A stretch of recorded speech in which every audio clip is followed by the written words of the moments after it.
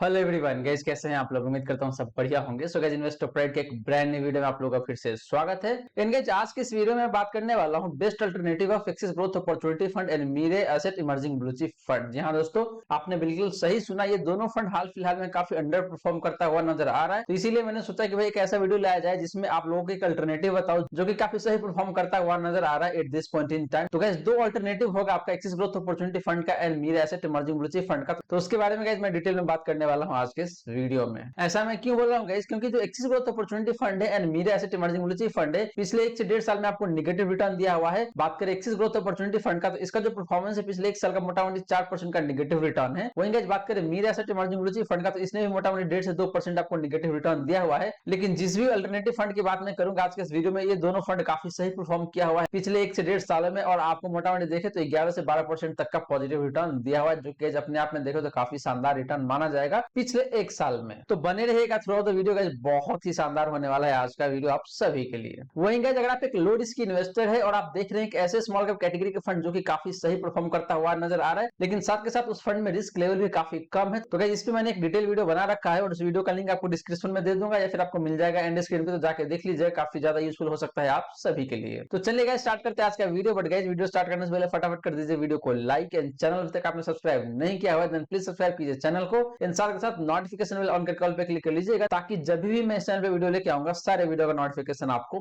मिलता रहेगा। और गाइस बता दूं कि अगर आप स्टॉक में इंटरेस्टेड है तो इसके लिए गाइस मैंने अलग से एक चैनल बनाया हुआ है, तो उस चैनल का लिंक आपको डिस्क्रिप्शन में दे दूंगा, तो जाइए उस चैनल को भी फटाफट सब्सक्राइब कर लीजिए अगर आप इंटरेस्ट रखते हैं डायरेक्ट स्टॉक इन्वेस्टिंग में। तो चलिए गाइस, सबसे पहले बात कर लेते हैं basic aspects of Axis growth opportunity fund, Meere asset emerging blue chip fund. And इसके अलावा गाइस हम लोग बात करने वाले हैं Kotak equity opportunity fund, and बात करेंगे हम लोग guys SBI large and mid cap fund का। तो गाइस ये रही बात करते हैं बेसिक एस्पेक्ट्स का, और पहले बात करते हैं गाइस यहाँ पे फंड साइज का। तो गाइस बात करें एक्सिस ग्रोथ अपॉर्चुनिटी फंड का, तो इसका जो फंड साइज वो है आपका 8334 करोड़ का। बात करें guys Mirae asset emerging blue chip fund का, तो इसका जो फंड साइज वो काफी ज्यादा दिखेगा आपको, 22,927 करोड़, ऑलमोस्ट देखे तो 23,000 करोड़ का है। वहीं गाइस बात करें कोटक इक्विटी अपॉर्चुनिटी फंड का, तो इसका जो फंड साइज है वो आपका 10,759 करोड़ का, ऑलमोस्ट देखे तो 11,000 करोड़ के आसपास में इसका भी फंड साइज है। सिमिलरली गाइस बात करें SBI large and mid cap fund का, तो इसका जो फंड साइज है गाइस वो है आपका 8,030 करोड़, जो कि गाइस देखे तो चारों फंड में सबसे कम निकल के आता है यहाँ पे। तो गाइस फंड साइज के मामले में देखे तो आपका SBI large and mid cap fund काफी सही दिख रहा है, यानी कि इस फंड का जो फंड साइज है वो बहुत कम भी नहीं है, बहुत ज्यादा भी नहीं है, और इसे आप ये आइडिया लगा सकते हैं कि ये फंड आगे चल के अच्छा ग्रो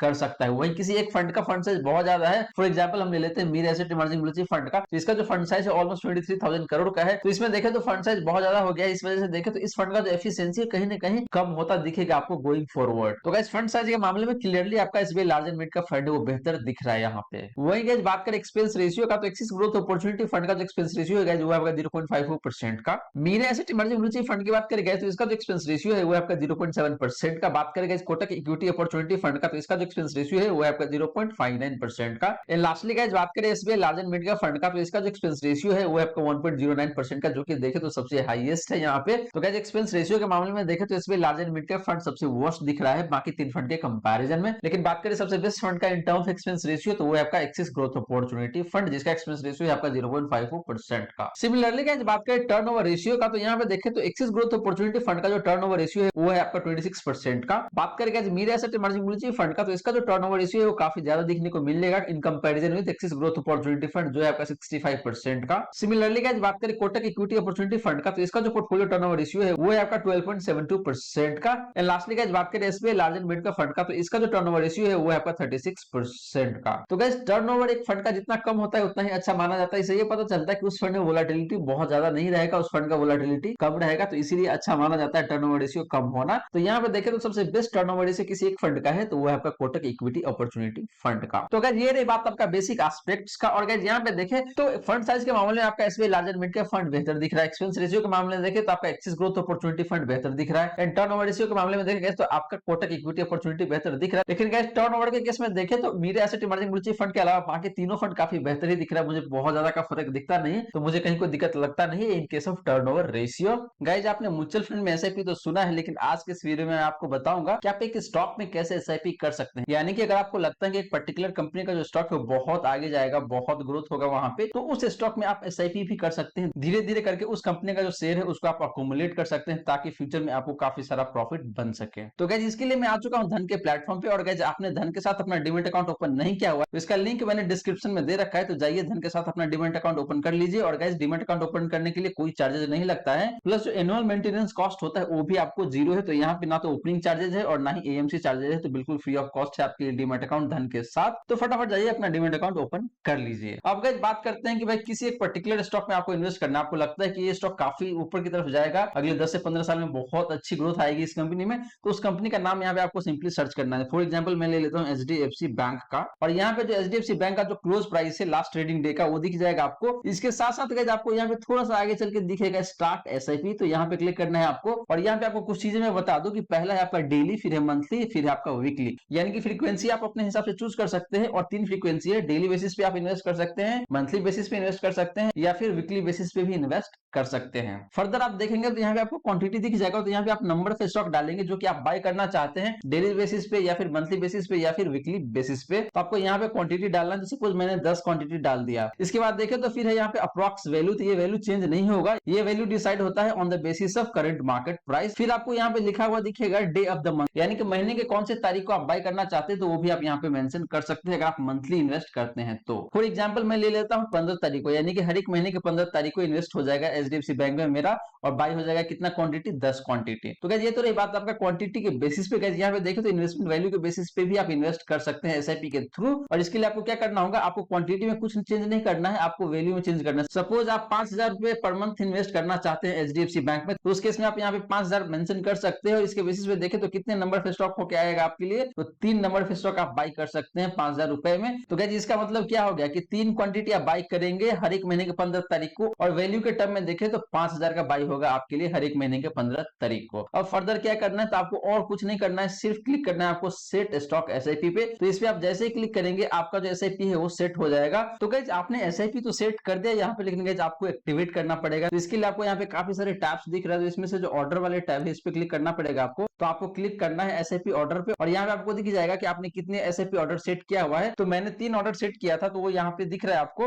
और जैसे ही आप इस ऑर्डर पे ओवर करेंगे अपने कर्सर को, तो आपको यहाँ पे दिख जाएगा प्लेस डिलीवरी ऑर्डर। तो जैसे ही आप इस पे क्लिक करेंगे आपका जो ऑर्डर है प्लेस हो जाएगा, यानी कि जो 5,000 पर मंथ का जो एसआईपी है आपका एचडीएफसी बैंक में वो स्टार्ट हो जाएगा। और हर एक महीने के 15 तारीख को ये 5,000 रुपए कटता जाएगा आपके डीमैट अकाउंट से। और इस तरीके से हर एक महीने बाय होता रहेगा, बाय होता रहेगा, और इसको आप फर्दर जाके मॉडिफाई भी कर सकते हैं। तो इस तरीके से आप सिर्फ म्यूचुअल फंड में एसआईपी नहीं बल्कि स्टॉक में भी एसआईपी कर सकते हैं, और काफी अच्छा खासा इन्वेस्टमेंट बना सकते हैं स्टॉक में इन्वेस्ट करके एसआईपी के थ्रू। अब चलिए गाइस बात करते हैं हिस्टोरिकल परफॉर्मेंस का, और वहां पे सबसे पहले गाइस बात कर लेते हैं लमसम रिटर्न का। तो गाइस बात करें लमसम इन्वेस्टमेंट का एंड इसका रिटर्न का, तो सबसे पहले बात करते हैं गाइस लास्ट 1 ईयर का। तो यहाँ पे देखें तो एक्सिस ग्रोथ अपॉर्चुनिटी फंड का जो परफॉर्मेंस है गाइस वो काफी खराब दिखेगा आपको, ऑलमोस्ट 4% का नेगेटिव रिटर्न दिया हुआ है। बात करें guys Mirae Asset Emerging mutual fund का, तो इसका भी परफॉर्मेंस देखें तो नेगेटिव ही है, लेकिन बेटर है आपका एक्सिस ग्रोथ अपॉर्चुनिटी फंड से जो है आपका नेगेटिव 1.5% का। सिमिलरली गाइस बात करें कोटक इक्विटी अपॉर्चुनिटी फंड का, तो इसका जो परफॉर्मेंस है लास्ट 1 ईयर का वो काफी बेटर दिखेगा आपको, ऑलमोस्ट देखें तो 8.5% का रिटर्न है, पॉजिटिव रिटर्न की बात मैं कर रहा हूँ गाइस। वही गाइस बात करें एसबीआई लार्ज एंड मिड का फंड का, तो इसका जो परफॉर्मेंस है लास्ट 1 ईयर का वो काफी शानदार है, ऑलमोस्ट देखें तो 11.5% का है, जो कि काफी बेहतरीन रिटर्न है गाइस लास्ट 1 ईयर में। कंसीडरिंग लास्ट 1 ईयर में इस कैटेगरी के जो फंड है वो काफी अंडर परफॉर्म करता हुआ नजर आया है, लेकिन इसके विपरीत आपका एसबीआई लार्ज एंड मिड का फंड है वो काफी शानदार परफॉर्म करता हुआ नजर आ रहा है लास्ट 1 ईयर में भी। वही गाइस बात करें कैटेगरी एवरेज का, तो यहाँ पे देखें तो इसका जो परफॉर्मेंस है लास्ट 1 ईयर का वो पॉजिटिव है आपका 2.42% का। तो गाइस लास्ट 1 ईयर में देखें तो आपका Axis growth opportunity fund and Mirae Asset Emerging mutual fund अपनी कैटेगरी एवरेज को अंडर परफॉर्म करता हुआ नजर आ रहा है। वही गाइस बात करें कोटक इक्विटी अपॉर्चुनिटी फंड का and SBI large and mid का फंड का, तो ये दोनों फंड देखे तो अपने कैटेगरी एवरेज को आउट परफॉर्म करता हुआ नजर आ रहा है लास्ट 1 ईयर में। स्पेशली गाइस अगर आप बात करते हैं एसबीआई लार्ज एंड मिड का फंड का, तो इसका परफॉर्मेंस लाजवाब है लास्ट 1 ईयर में। सिमिलरली गाइस बात करें लास्ट 3 ईयर का, तो यहाँ पे देखें तो एक्सिस ग्रोथ अपॉर्चुनिटी फंड का जो परफॉर्मेंस वो काफी सही दिखेगा आपको, ऑलमोस्ट 21% का है। बात करें guys Mirae Asset Emerging mutual fund का, तो इसका भी परफॉर्मेंस आपको काफी सही दिखेगा, ऑलमोस्ट 21% का। बात करें guys Kotak equity opportunity fund का, तो इसका भी परफॉर्मेंस काफी सही है 20.67% का। बात करें guys SBI large and mid का फंड का, तो इसका जो परफॉर्मेंस है वो बेहद ही शानदार है 22.44% का। वहीं गाइस बात करें कैटेगरी एवरेज का, तो इसका जो परफॉर्मेंस है लास्ट 3 ईयर का वो आपका 18.85% का, ऑलमोस्ट देखे तो 19% का है। तो गाइस लास्ट 3 ईयर में देखे तो लास्ट 1 ईयर के विपरीत चारों ही फंड बेहतर परफॉर्म करता हुआ नजर आ रहा है, और अपने कैटेगरी एवरेज को काफी अच्छे खासे मार्जिन से आउट परफॉर्म किया हुआ है। स्पेशली अगर आप बात करते हैं एसबीआई लार्ज एंड मिड का फंड का, तो इसका जो परफॉर्मेंस है काफी शानदार है, 22.5% का रिटर्न दिया हुआ है लास्ट 3 ईयर में। सिमिलरली गाइस बात करें लास्ट 5 ईयर का, तो यहाँ पे देखें तो एक्सिस ग्रोथ अपॉर्चुनिटी फंड की बात करें तो इसका कोई रिटर्न नहीं है, क्योंकि ये फंड 5 साल पुराना है ही नहीं, तो इसीलिए मैंने यहाँ पे एनए लिखा हुआ है। बात करेंगे Mirae Asset Emerging policy fund का, तो इसका जो परफॉर्मेंस है लास्ट 5 ईयर का वो काफी सही दिखेगा आपको 15.02% का। बात करेंगे कोटक इक्विटी अपॉर्चुनिटी फंड का, तो इसका जो परफॉर्मेंस है लास्ट 5 ईयर का वो आपका 13.78% का, ऑलमोस्ट कह सकते हैं आप 14% का।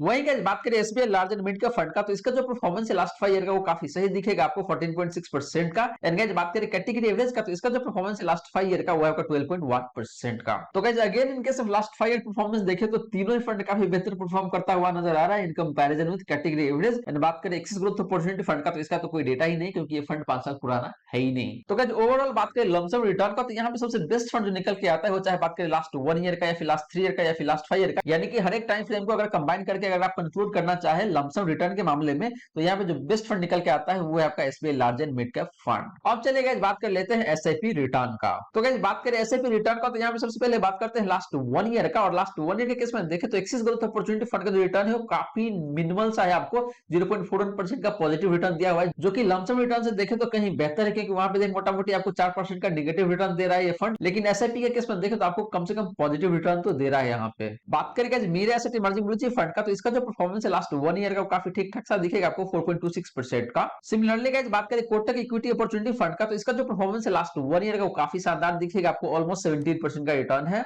लास्टली गाइस बात करें एसबीआई लार्ज एंड मिड का फंड का, तो इसका जो परफॉर्मेंस है लास्ट 1 ईयर का वो बेधड़क यानी कि बहुत ही शानदार है 21.17% का। तो गाइस लास्ट 1 ईयर में देखें तो आपका एसबीआई लार्ज एंड मिड का फंड काफी शानदार परफॉर्म करता हुआ नजर आ रहा है। वही बात करें कोटक इक्विटी अपॉर्चुनिटी फंड का, तो इसका भी परफॉर्मेंस देखें तो काफी सही है यहाँ पे। सिमिलरली गाइस बात करें लास्ट 3 ईयर का, तो यहाँ पे देखें तो एक्सिस ग्रोथ अपॉर्चुनिटी फंड का जो परफॉर्मेंस है वो काफी सही है 20.68% का। बात करें guys Mirae Asset emerging blue fund का, तो इसका भी परफॉर्मेंस काफी शानदार है 21.5% का। वहीं गाइस बात करें कोटक इक्विटी अपॉर्चुनिटी फंड का, तो इसका जो परफॉर्मेंस है लास्ट 3 ईयर का वो है आपका 23.43% का, जो कि काफी शानदार रिटर्न है। एंड गाइस लास्टली बात करें एसबीआई लार्ज एंड मिड का फंड का, तो इसका जो परफॉर्मेंस है वो बेधड़क है 28% का रिटर्न है लास्ट 3 ईयर में, जो कि बहुत ही शानदार है गाइस। तो guys again in case of last 3 year performance देखें तो आपका एसबीआई लार्ज एंड मिड का फंड बहुत ही शानदार परफॉर्म करता हुआ नजर आ रहा है। And similar to last 1 year Kotak equity opportunity fund का जो परफॉर्मेंस है लास्ट 3 ईयर का वो भी काफी सही है यहाँ पे। वही गाइस बात करें लास्ट 5 ईयर का, तो यहाँ पे देखें तो एक्सिस ग्रोथ अपॉर्चुनिटी फंड का जो परफॉर्मेंस है वो है आपका एनए, यानी कि ये फंड 5 साल पुराना है ही नहीं, तो इसीलिए यहाँ पे आपको एनए दिख रहा है। बात करें guys Mirae Asset emerging blue chip fund का, तो इसका जो परफॉर्मेंस है लास्ट 5 ईयर का वो काफी सही दिखेगा आपको 19.12% का।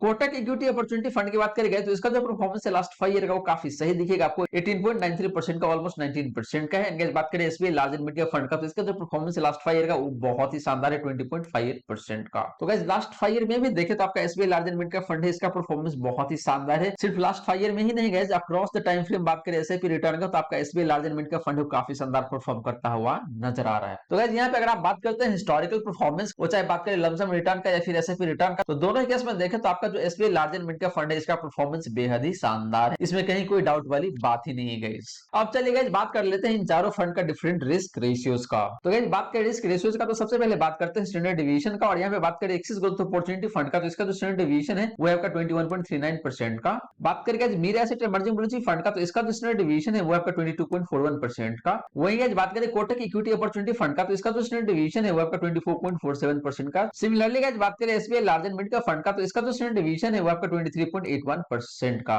वहीं गाइस बात करें कैटेगरी एवरेज का, तो इसका जो स्टैंडर्ड डिवीजन है वो आपका 22.66% का। तो गाइस स्टैंडर्ड डिवीजन के केस में देखें तो सबसे बेस्ट फंड जो निकल के आता है वो है आपका एक्सिस ग्रोथ अपॉर्चुनिटी फंड, क्योंकि इसका जो स्टैंडर्ड डिवीजन है वो सबसे कम है। और गाइस हमेशा ये माना जाता है कि जिस फंड का स्टैंडर्ड डिवीजन सबसे कम होता है वो फंड अच्छा होता है, क्योंकि उस फंड में रिटर्न की वोलेटिलिटी कम होती है। सिमिलरली गाइस बात करें शार्प रेशियो का, तो यहाँ पे देखें तो एक्सिस ग्रोथ अपॉर्चुनिटी फंड का जो शार्प रेशियो है वो आपका 0.83 का। बात करें guys Mirae Asset emerging blue chip fund का, तो इसका जो शार्प रेशियो है गाइस वो है आपका 0.68 का। सिमिलरली गाइस बात करें कोटक इक्विटी अपॉर्चुनिटी फंड का, तो इसका जो शार्प रेशियो है वो है आपका 0.95 का, जो कि काफी सही दिख रहा है मुझे। वहीं गाइस बात करें SBI large and mid cap fund का, तो इसका जो शार्प रेशियो है वो आपका 0.84 का। एंड गाइस बात करें कैटेगरी एवरेज का, तो इसका जो शार्प रेशियो है वो आपका 0.75 का। तो गाइस शार्प रेशियो के केस में देखें तो सारे फंड का जो परफॉर्मेंस है काफी सही है, एक्सेप्ट आपका Mirae Asset emerging blue chip fund, जिसका शार्प रेशियो देखें तो अपने कैटेगरी एवरेज से भी कम है, जो कि अच्छी बात बिल्कुल भी नहीं है गाइस। बट गाइस बात करें best fund in term of staff ratio, तो वो है आपका कोटक इक्विटी अपॉर्चुनिटी फंड। वहीं गाइस बात करें सोर्टिनो का, तो यहाँ पे देखें तो एक्सिस ग्रोथ अपॉर्चुनिटी फंड का जो सोर्टिनो है वो है आपका 1.04 का। बात करें guys Mirae Asset emerging blue chip fund का, तो इसका जो सोर्टिनो है वो आपका 0.87 का।